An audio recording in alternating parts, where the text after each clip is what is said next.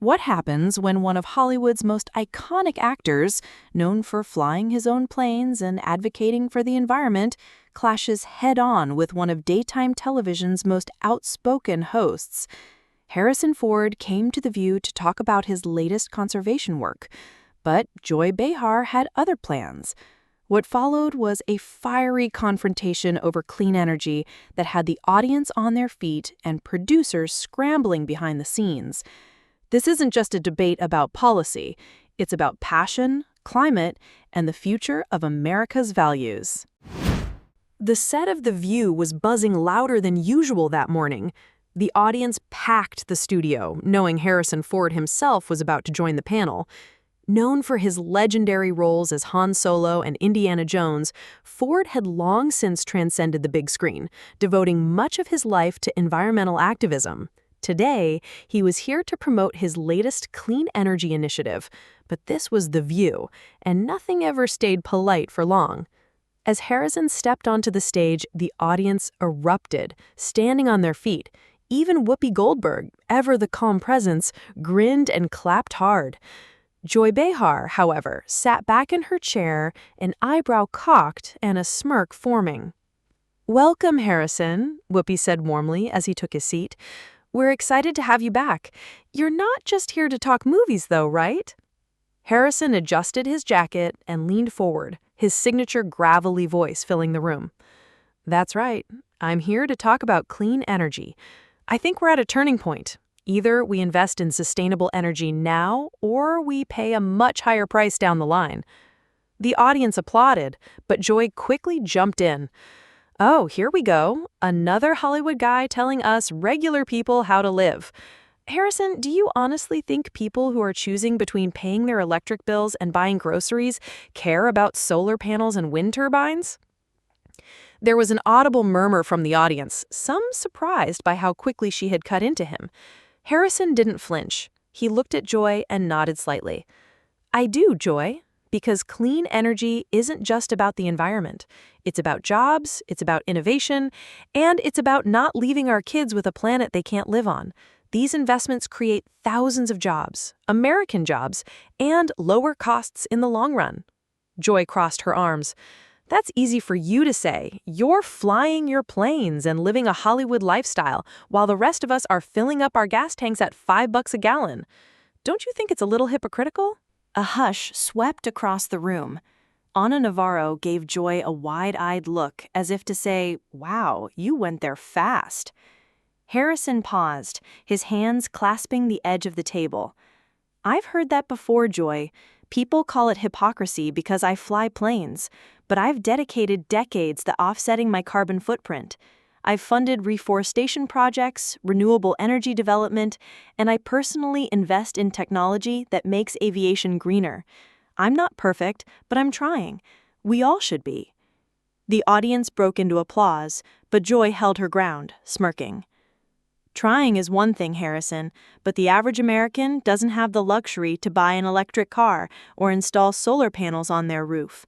You're talking about billion-dollar dreams while people are drowning in debt." Harrison leaned back slightly, visibly choosing his words. "I grew up middle class, Joy. I know what it's like to work paycheck to paycheck. But I also know that when we invest in new technology, it gets cheaper and more accessible. Remember when cell phones were for rich people only? Now everyone's got one. Clean energy works the same way, but only if we commit to it now, not later." The crowd clapped again, louder this time. Even Sunny Hostin nodded approvingly, clearly impressed with Harrison's steady demeanor.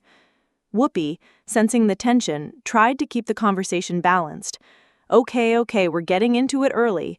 Harrison, you've been pretty vocal about America needing to lead in clean energy. Why does it matter so much to you personally?" Harrison smiled slightly, looking down before meeting the camera head-on.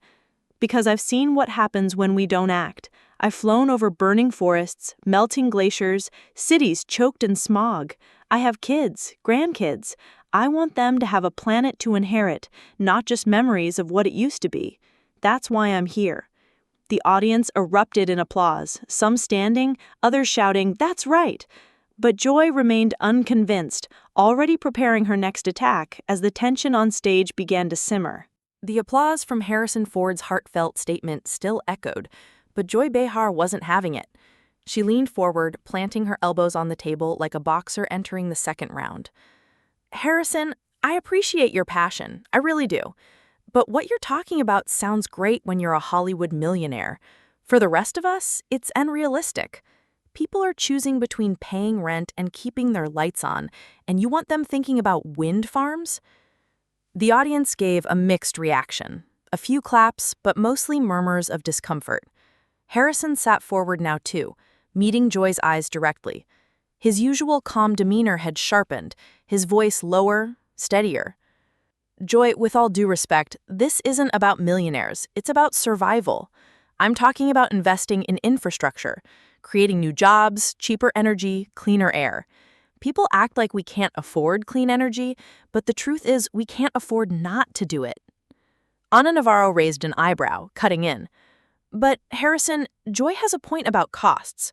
Electric cars, solar panels, they're not exactly cheap.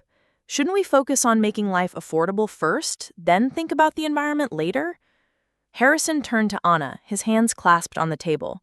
That's the problem, Ana. We always say later. Later is now. The cost of doing nothing is far greater. Do you know what it costs to rebuild cities after hurricanes, wildfires, floods? Do you know how many jobs are lost every time we ignore renewable infrastructure? Those disasters are directly linked to climate change. We keep kicking the can down the road, and every generation pays for it more than the last. Joy gave a short laugh, shaking her head. Okay, but these disasters you're talking about have been happening forever. You act like this is something new. Harrison's eyes narrowed slightly. Yes, Joy, disasters have always happened. But the frequency, the intensity, it's changing, and it's because of us. You don't have to take my word for it. Talk to scientists, to farmers who've lost crops, to families who've lost homes. I'm not fear-mongering, I'm telling you the truth. The audience applauded again, a few people even standing. Joy, feeling the room shift toward Harrison, leaned back and crossed her arms. You keep saying invest, invest, invest. Where's the money coming from? More taxes? More debt? You want people to pay for something they may not even believe in. Harrison exhaled deeply, then leaned closer, his voice softer but far more intense. Do you know where the money came from when we decided to build highways across the country? When we went to the moon? When we bailed out banks? We found it, Joy, because we believed those things mattered. Why is it that when it's about saving lives and giving kids a future, suddenly we can't find the money? What does that say about us? A loud cheer erupted from the audience, one woman shouting, "Exactly!" Sunny Hostin joined in carefully. Harrison, are you saying climate should be the #1 national priority, even above jobs, healthcare, housing? Harrison turned to her without hesitation. It is jobs. It is healthcare. Do you know how much pollution-related illness costs Americans every year? Billions. Do you know how many jobs we could create by transitioning to clean energy? Millions. People keep treating the environment like it's some separate issue when it's at the core of everything we care about. This isn't politics, it's common sense. The room burst into applause, several audience members chanting, "Harrison, Harrison." Joy shook her head, muttering under her breath. "Common sense or Hollywood fantasy," she said, just loud enough for her mic to pick it up. Harrison smiled faintly, but his voice was now edged with steel. If caring about the planet your kids will grow up on is fantasy, then maybe we all need to start dreaming bigger. The audience exploded, standing ovations drowning out Joy's rebuttal as the camera zoomed in on her tight-lipped expression. The debate had officially gone from polite disagreement to a full-on ideological clash. The applause slowly subsided, but the tension at the table was now thick enough to cut with a knife. Joy Behar leaned forward again, refusing to let the moment slip away. Harrison, you're talking like this is life or death, but let's be real. Most Americans don't wake up worrying about glaciers melting or polar bears. They wake up worried about putting food on the table. You can't shame people into caring about something they can't see affecting them right now. Harrison didn't respond immediately. Instead, he exhaled and clasped his hands together, his brow furrowed deeply. When he finally spoke, his voice was lower and carried a tremor that surprised even Whoopi. Joy, I'm not shaming anyone. I'm scared. And I don't scare easy, but I'm terrified about where we're headed. The audience quieted instantly. Harrison glanced at the camera, then back at Joy. A few years ago, I flew over parts of the Amazon rainforest. I've done that trip before, but this time, huge patches of green were gone, burned, dead. And then I flew over the Arctic, places I've been visiting for decades, and the ice that used to be there was just gone. You see something like that, and it hits you. This isn't about numbers on a chart. This is real, and it's happening faster than anyone wants to admit. A hush spread through the studio, broken only by a faint cough from the back row. I have 5 grandkids, Joy, 5. And when I hold them, I wonder if they'll even get to see what I've seen. The forests, the glaciers, the wildlife, the things that make life beautiful and worth living. If we don't act now, they won't have a chance to choose. We're stealing the future right out from under them. Harrison's voice caught for a moment, and he paused, visibly collecting himself. Whoopi shifted slightly in her seat, but didn't interrupt. For the first time, she seemed unsure where to take her argument. Sunny Hostin spoke softly. That's powerful, Harrison. But do you really think policy change can move fast enough to fix what you're talking about? Harrison nodded firmly. It has to. Look, people think I'm idealistic because I'm an actor, but I'm a pilot too. When you're flying and an engine light comes on, you don't debate politics about it. You land the plane. That's what we need to do here. Land the plane safely. Fix the problem before we crash. The audience erupted into applause, some even standing again. A woman in the second row shouted, "Tell it, Harrison!" Joy looked at them, then back at Harrison. So what, you think Hollywood should tell Washington how to run the country? Harrison turned fully to her, eyes steady. No, I think scientists, engineers, and communities should tell Washington how to run the country, and Washington should listen. I'm just using my platform to amplify what they're already screaming. The audience roared again, clapping and cheering loudly enough to drown out the tension. Harrison leaned back finally, the weight of his words lingering in the air, while Joy Behar sat in a rare moment of silence, visibly taken aback. For a few seconds after Harrison Ford's emotional story, there was silence on set. The kind of silence that only happens when no one quite knows what to say next. Even Joy Behar, who rarely left a debate moment unused, stared at him with her mouth slightly open before regaining her composure. Joy leaned forward, adjusting her papers as if to reset the conversation. Look, Harrison, I'm not trying to diminish your passion, but come on. The average person doesn't have the luxury of worrying about ice sheets while they're filling up at the gas station. You talk about landing the plane, but for most people, it's about keeping the car running, paying the bills. You sound like you want to flip the whole economy upside down. Harrison slowly took off his glasses and placed them on the table. The audience shifted in their seats, sensing something was about to happen. Joy, with respect, the economy is already upside down. People are paying more because we've ignored these problems. Every wildfire, every flood, every drought costs billions. Who pays that bill? Taxpayers, families, people who didn't ask for this.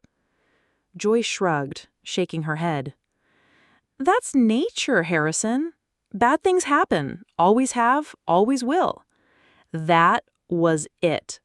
Harrison leaned forward sharply, his voice cutting through the studio like a blade. No, Joy, don't say that. That's not nature, that's us. Nature didn't invent coal-fired plants. Nature didn't choose to cut down rainforests at record speed. We did that. And we can undo it. Pretending this is just how it's always been is how we got here in the first place. The audience gasped, then erupted into applause. A man near the back shouted, "Tell her, Harrison!" Joy raised her hand toward the crowd, trying to regain control. "You're oversimplifying. You make it sound like some switch we can flip tomorrow and fix everything. But real people are going to lose jobs if you start shutting down industries." Harrison didn't flinch. "And how many jobs do you think we lose every time a community is wiped out by a hurricane, or a farm dies in a drought, or when entire coastal towns have to relocate? We've already lost jobs, millions of them. Clean energy doesn't take jobs away, it creates new ones. I've met workers who transitioned from coal plants to solar farms and now make more money, with safer working conditions, and go home knowing they're part of the solution instead of the problem." That drew a standing ovation. Even Sunny Hostin and Sarah Haynes clapped. Joy, clearly rattled now, tried one last job. "Easy for you to say when you're sitting on millions of dollars and can afford to feel righteous." Harrison leaned closer, his eyes narrowing. His voice dropped into a near whisper, but every mic picked it up. "You think this is about me? I could sit back and do nothing for the rest of my life and be fine. But what about kids who can't breathe because their air is toxic? What about towns poisoned by water contamination? This isn't Hollywood morality, Joy. It's basic human decency."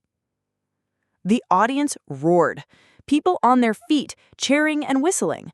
One elderly woman waved her arms like she was at a rally, shouting, "Preach it, Harrison!" Whoopi Goldberg, who had been leaning back watching the fireworks, finally jumped in. Okay, whoa.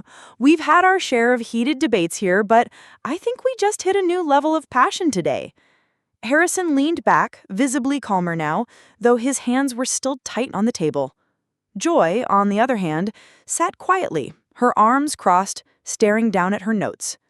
The camera panned across the audience, people nodding, some tearing up, others shaking their heads in disbelief at what they had just witnessed. It wasn't just a debate anymore, it was a moment.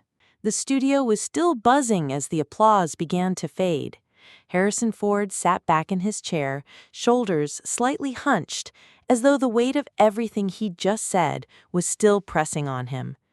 Joy Behar remained quiet, shuffling her notes but saying nothing, a rare sight for the outspoken host. Whoopi Goldberg leaned in, breaking the silence with her signature calming tone. "All right, folks, let's all take a breath. Harrison, you've made it clear this is more than just an opinion for you. This is personal." Harrison looked up, and for the first time in the debate, he smiled faintly, though his eyes still carried that edge of urgency. "Yeah, it is personal. It should be personal for all of us. I'm not here to lecture. I'm here because I'm scared. And I think if we can all admit we're scared, maybe we can finally start doing something about it. Together." The audience responded with quiet applause, this time more emotional than explosive. Sunny Hostin, clearly moved, jumped in. "I have to say, Harrison, you made me think differently today. I came into this discussion wondering about the cost of clean energy, but you've reminded us of the cost of not acting." Joy finally spoke, her voice softer now. "Look, I still have concerns about how fast we can make this transition, but I can't deny your passion. And maybe you're right. Maybe we need to do more and do it sooner than later." Harrison nodded respectfully, extending a hand toward her across the table. Joy hesitated for a moment, then shook it, earning another round of applause from the audience. "We don't all have to agree on everything," Harrison said, his voice steady now. "But if we can agree on protecting our kids and their future, that's a start." The cameras captured audience members wiping tears, a man in the front row nodding vigorously while clutching a Save Our Planet pin on his jacket. Whoopi smiled and turned to the camera. "Well, folks, that's what we do here on The View. We talk, we debate, sometimes we fight, but in the end, we're all here because we care. Thank you, Harrison Ford, for reminding us what's at stake." Harrison looked out at the audience, one hand over his chest, and mouthed the words, "Thank you." The crowd rose to its feet one last time, giving him a standing ovation that seemed to go on forever. If this debate moved you even a little, hit that subscribe button and join us for more explosive moments, more powerful conversations, and yes, more clashes like this one. Drop a comment below. Do you think Harrison is right about clean energy, or is Joy onto something about practicality? We want to hear from you. Until next time, stay bold, stay curious, and keep the conversation alive.